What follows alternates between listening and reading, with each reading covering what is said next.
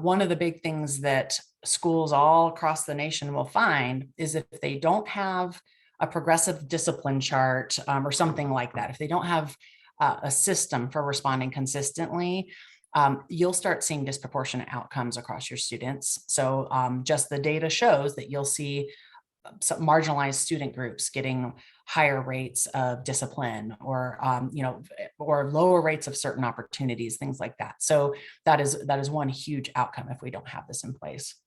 And then also, if we don't have this in place, you'll see differential responses from students as well. Well, so and so lets me get away with this, and you're getting me in trouble for this. And if it's not consistent, then you don't have that predictable environment. So again, it's kind of the same process as coming up with your expectation. The team getting together and saying, what are the minor and major behaviors that we need to respond to? How are we going to respond to them?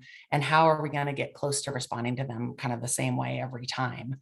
And embedding into that, taking a look at function-based responses. So, for example, if students are engaging in behaviors at school in order to get out of school, well, then maybe the consequence for that needs to be something where they're not allowed to get out of school. We don't want the disciplinary response to necessarily reinforce the problem behavior.